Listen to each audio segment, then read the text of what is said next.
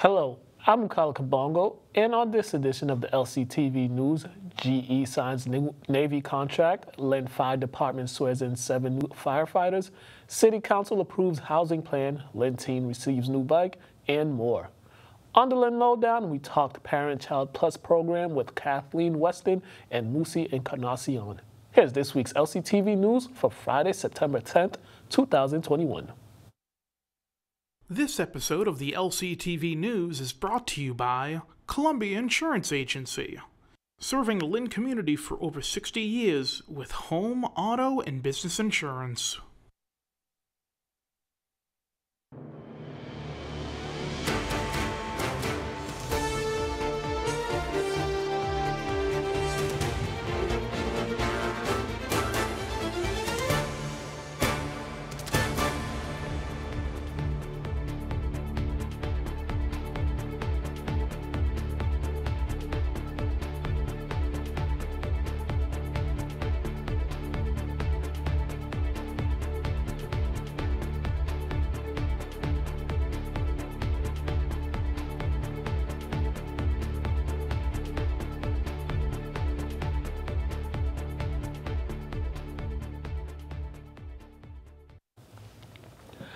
Earlier this week, GE Aviation approved a 5-year, $1.65 billion contract to update or replace engine components for the U.S. Navy's F/A-18 aircraft fleet.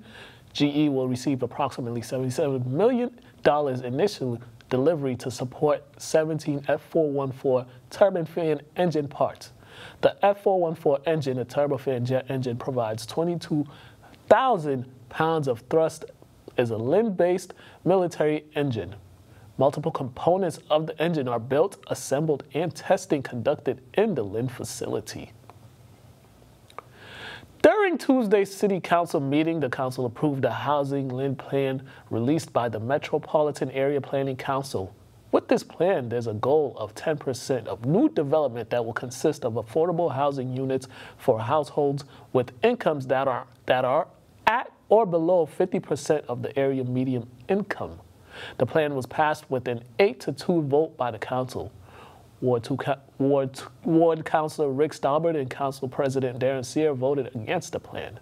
Sear stated that there's nothing in the plan that would benefit the city. To watch Tuesday's City Council meeting, visit lyntv.org. On Tuesday afternoon, 7 new firefighters were sworn into the Lynn Fire Department. Jared Dwyer, Samuel Hill, Daniel Klein, James Mamos, Lamont Milton, Fong Nguyen, and Corey Wajawachik were all sworn in by City Clerk Janet Rowe. The ceremony took place outside of City Hall with a small crowd of friends and family. Congratulations and good luck to the new firefighters. The FCC announced that households with a member who has been approved to receive benefits under the free and reduced price school lunch program or breakfast program, including through the USDA community eligibility provision in the 2021-2022 school year, are eligible for the emergency broadband benefit. For more information about the emergency broadband benefit, email broadbandbenefit@fcc.gov. Last week, a former U.S. Postal Service was sentenced in federal court for stealing mail, which included close to $5,000 in stimulus payments and making more than $16,000 in fraudulent purchases and ATM withdrawals. Angela Gomez pleaded guilty to 1 count of theft of mail by an employee, according to investigators. In 2020, there were reports from Lynn residents about missing mail. During the investigations, it was discovered that Gomez stole mail on different occasions while on the job. Gomez was sentenced to 3 months in prison and 3 years of supervised release. Gomez was also ordered to pay back $21,387 in restitutions. LCTV went to Lynn Classical Wednesday evening for a candidate forum featuring mayoral candidates. Here's more from the forum. Hi, I'm Darren Sear, running for mayor of the city of Lynn. I'm the only candidate that's sitting here with 16 years experience being on light council. I'm the only candidate with 5.5 years experience being the council president. I'm also the only candidate here with experience who worked in the mayor's office from 1997 to the year 2000 for Mayor McManus. I'm the only candidate here sitting here that's got a school built. I'm the only candidate sitting here with the experience to bring us out of receivership 4 years ago. Hello, my name is Michael Satterwhite. I'm running for mayor for the city of Lynn. 20 years ago, I was in this school on September the 11th, experiencing that tragic event that we can never forget. I sat there with my classmates, the educators, as we witnessed the second plane hit the tower. I'll never forget that day. I'll never forget how that brought everyone in the school close together, everyone in the city close together, and everyone in the country close together. I'm running for mayor because I have those lived experiences and relationships with the people here in our city. Good evening, everyone. Thank you to the Daily Item for hosting and to Lynn Classical for letting us use this space. My name is Jared Nicholson, and I'm running for mayor to help with the recovery from COVID-19 and to push for growth that benefits the city, that includes all of us. I'm in my 3rd term on the school committee. I'm also a dad to my young son, who's almost 2. I'm a husband to my wife, Catherine, who's a nurse midwife at Mass General. And in my day job, I'm a professor at Northeastern at the law school. I got started in Lynn founding a legal aid practice that provides free legal help to low-income entrepreneurs and small businesses in support of community growth. To watch the full forum, visit lyntv.org. Lynn residents came together to assist the Lynn teen who had his bike stolen from his backyard last month. LCTV was in attendance for the bike delivery. Dante, can you give me a hand? A Lynn teen got a big surprise over the weekend. About a month ago, there was a story put on a Facebook page, the Lynn page, and about a autistic boy whose bike was stolen. And I saw that story, and it struck me, and it struck me close, And 13-year-old Dante Parsons received a brand new bike thanks to a collective effort by Lennon Pena and other community members. I was like, I need to do something, and as a member of the community, and I feel like it's my responsibility. So I reached out to other members of the community, leaders and people running for office, and I raised some money and I purchased him a new bike. This collective effort is part of the All Lynn mantra. As a community, we want to come together and we want to help, and we don't want things like that to happen in our community. So everyone who took part in this collective effort to purchase a new bike for Parsons was happy to see him enjoying his new ride. His reaction, I think, is really important, that he sees the community coming together, supporting him, and just to see the look on his face, how he's feeling, like that means the world to me, and that's what it's all about, giving back and making sure our kids are safe in the community. With LCTV, I'm Mukala Kabongo. With the preliminaries set for Tuesday, September 14th, LCTV put together an election guide for the 2021 election. Here's the city's election guide.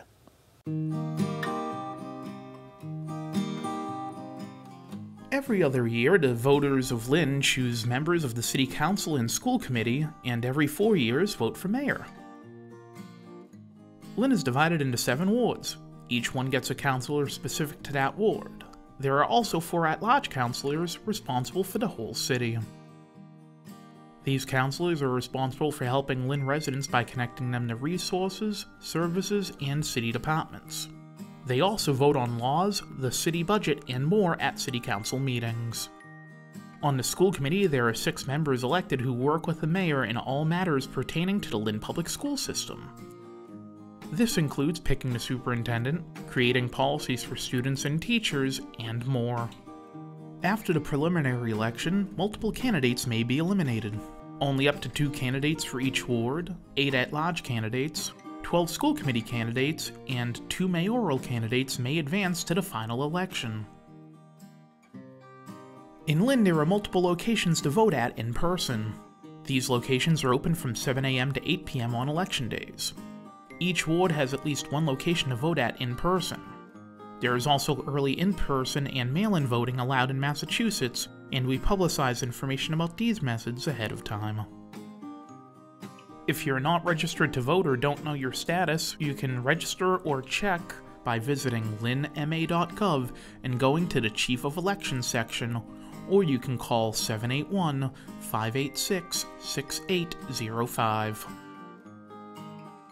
If you're not sure where to go to vote, visit wheredoivotema.com and fill out the form to find out. For up-to-date election coverage, voting information, and more, please visit the free elections section of our website, lyntv.org/election. And now for the sports update.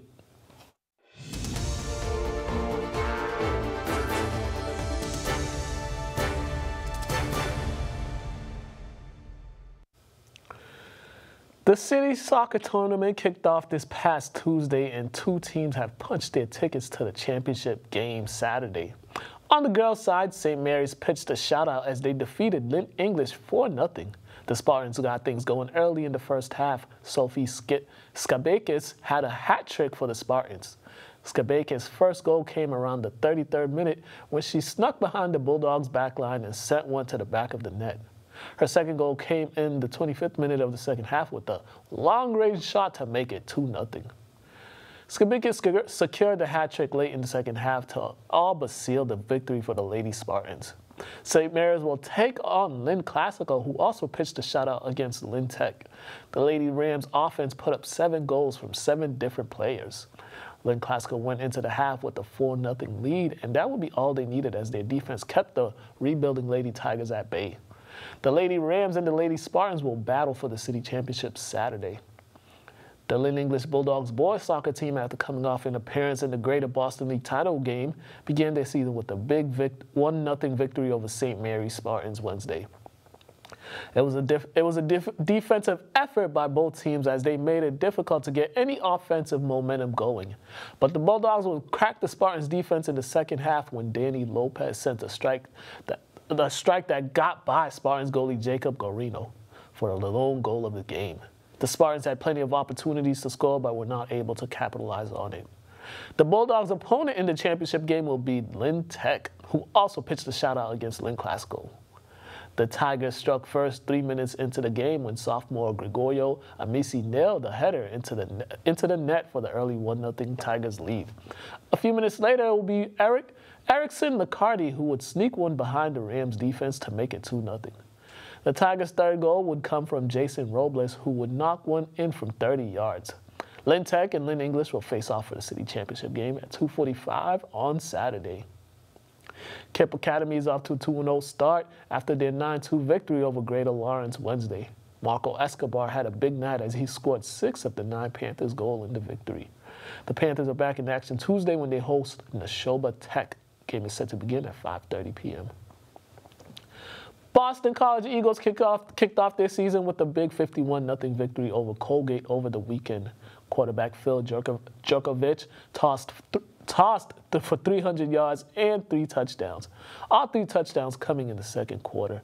Jerkovich found Trey Berry for a 31-yard touchdown pass, his first of the game.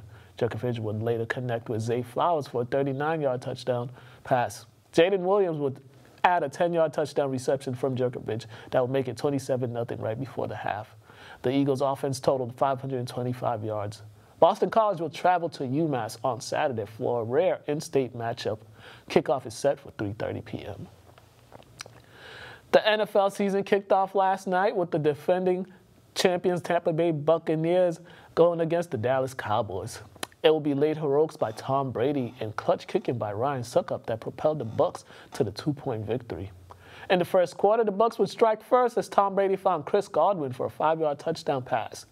The Cowboys will respond back with the 7-play drive capped off with a 22-yard touchdown pass from Dak Prescott to CeeDee Lamb. In the second, Brady would find old reliable Rob Gronkowski for a 2-yard touchdown pass to regain the lead. The Cowboys will respond once again as Dak Prescott and Amari Cooper connected for Prescott's second touchdown pass of the game. Brady would throw his third touchdown pass of the half when he found Antonio Brown for a deep 47-yard reception to make it 21-16 Bucks. Right before the half, late in the fourth quarter, with the Bucks up 28-26 and driving deep into Cowboys territory, it'll be the Cowboys defense that made a key defensive play, forcing a fumble of Chris Godwin before he could reach the end zone. The Cowboys will go on an 11-play drive that ended with a Greg Zuerlein field goal to give the Cowboys a 28-29 lead with 1:24 left. The Bucks will go on an 11-play drive themselves. Brady will connect with Chris Godwin on a big play to get the Bucks into field goal territory. Ryan Succop's 36-yard field goal will give the Bucks the 31-29 victory. The Bucks host the Atlanta Falcons on September 19th, while the Cowboys travel to Los Angeles to take on the Chargers. The Red Sox got a big win Wednesday night against the Tampa Bay Rays, down 1-0 in the 8th inning. It was Hunter Renfroe's 2-run homer that would give the Sox the 2-1 lead. Renfroe would come up with another big play in the 9th as he threw out Joey Wendell at third to close out the game. The Sox are back in action tonight against the White Sox. First pitch is set for 8:10 p.m. On this week's Lynn Lowdown, we spoke with Kathy Westin and Lucy Encarnacion. Here's this week's Lynn Lowdown.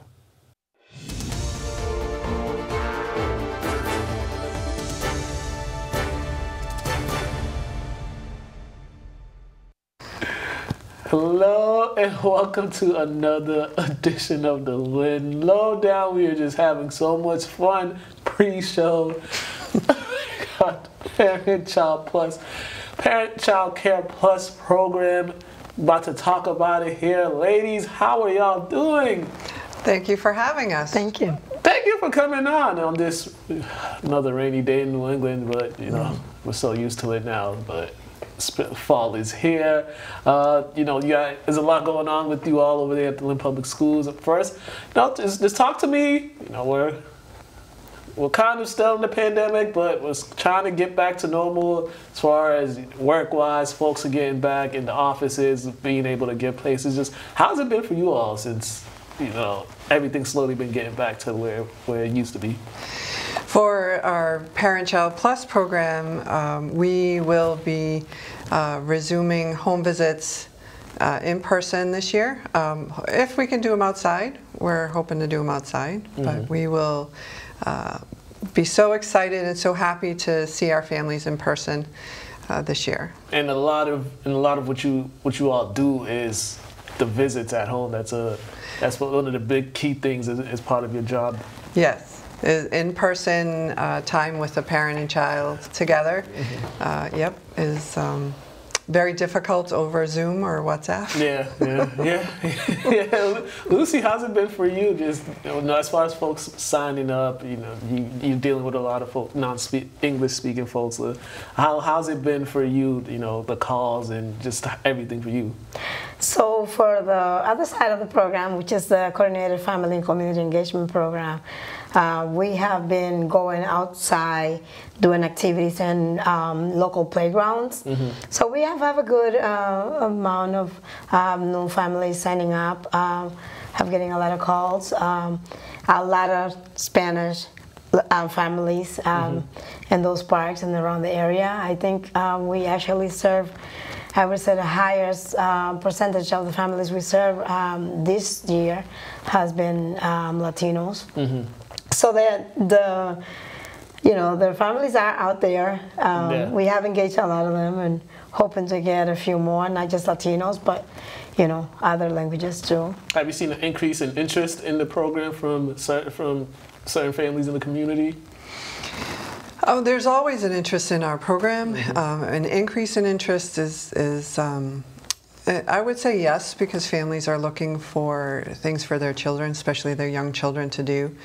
Child care in the area is difficult for some families to access, so we are a good substitute for that for some of them. And we don't provide childcare, but we provide activities for the parents to do with the children. So. And now there's a sign-up period happening right now. Am I correct? Yes. No. Yes. Okay, so let's talk a little about that. The sign-up period. Just tell me the process and how families are able to sign up though, if they're interested. So if families are interested in the ParentChild Plus program, which is the home visiting program, they would call myself or Lucy if they speak Spanish, and talk to us about the program to learn a little bit more about the commitment. It is a commitment. 2 years, twice a week for 30 minutes, those visits. So it's a pretty intensive home visiting program, so families need to understand that going in. It's also for parents and children together, so we don't work just with the children. Once they establish that they are able to commit to that sort of program, then we will set up an appointment to interview with them to get some more information, to see what kind of services they need, if anything, and to assess the family situation, see if they're eligible for the program. And then after that, I'm able to assign them a staff person who will be their early learning specialist. We love that name. And we'll work with them for the 2-year period in the program. So, what are some of the benefits that the folks in the past have gotten from signing up for the program? What are some of the key benefits, and what are some of the things that you saw with the family after they were part of the program? For me, as a mom, and I can say that I was part of the program before I became a staff on the program, so I know the benefits from my own perspective, my own experience, but also the families that I have been working for many years. The turnout of families just engaging and interacting with their children, being more knowledgeable, and accessing services in the community, having their kids more prepared for the school when they're ready to start the school, and being more familiar with the system, preparing them what it is that they're going to hit when they get to the kids get to their school, what are they gonna be prepared for, and I think mainly that has been the key things of having families in this program. Part of what they learned, aside from having lots of fun and getting all these free materials that we provide for the programs, is being informed, being educated, and being ready for the school when the children are at that age of entering the Lynn school system. Whether it's kinder or first grade. You have some figures for us, right? Did you have some figures to let us know? I did. Yes, please.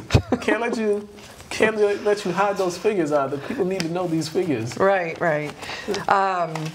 ParentChild Plus research is it's a research-based or evidence-based program provided nationally and in, I think, 6 different countries now. And so their research has said that 50% of our participants, the children, are more likely to be prepared for kindergarten than their peers. And score 2.5 times higher on social emotional skills than their peers. Enter school performing 10 months above their chronological age, and have a 30% higher graduation rate than their socioeconomic peers. So this is in their socioeconomic peer group. So a lot of success, a lot of benefits, and a lot of great things happen for the kids that are part of this program. And Lucy said Lucy was part of the program, and now she's working for the program. So a lot of great things that happen. What is the sign-up period? How long is the sign-up period goes for? So we do our enrollment year-round, depending on the availability we have for openings. So right now we have a number of openings in the program, and if they fill in a short amount of time, then we always put families on a wait list, and as other families families complete the program, then new families are enrolled. So we try to keep it as full as we can, as families' interest. And Lucy, if they want to get in contact with you, and if they will, non-English speaking, the Latino speaking residents, if they want to get in contact with you, because you deal with a lot of them, please make sure you let them know how they can do that. Yes, so we are on Facebook, actually. We are on Facebook as CFCE Lynn, so they can contact that way. We are also on the city page through the Lynn City Hall. They can access the early childhood programs. They can access us through there. They can also contact me through emails.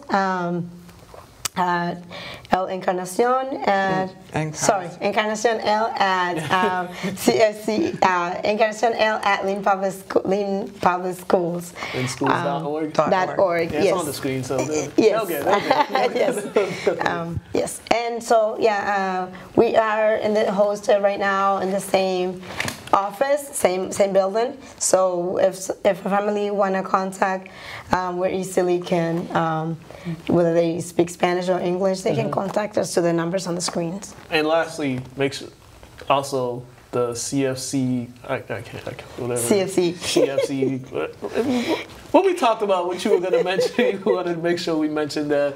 You mentioned that before we get here. Can you talk a little about that before we get out of here? ParentChild Plus is funded through the Coordinated Family and Community Engagement Grant awarded to the Lynn Public Schools by the Department of Early Education and Care.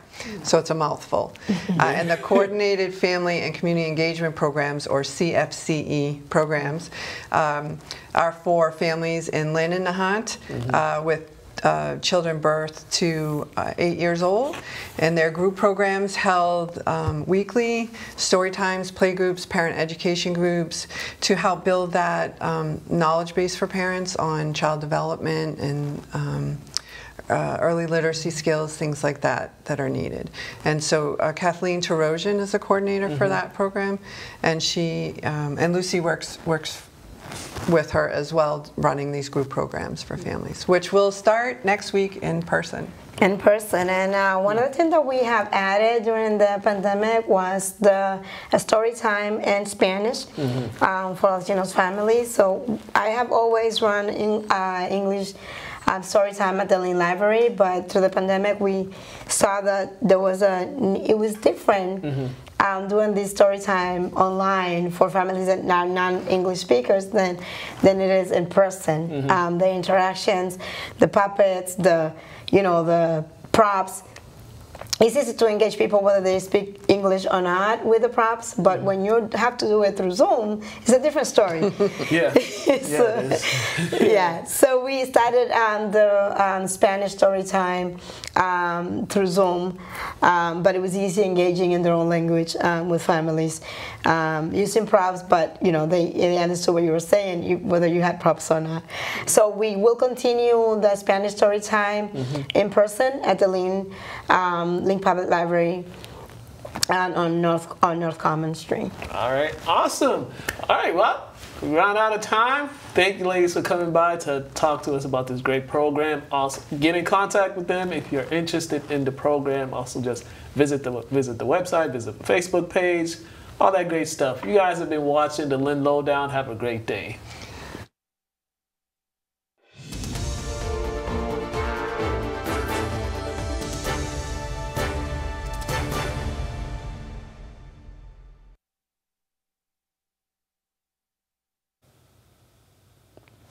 And now time for local events from the community calendar.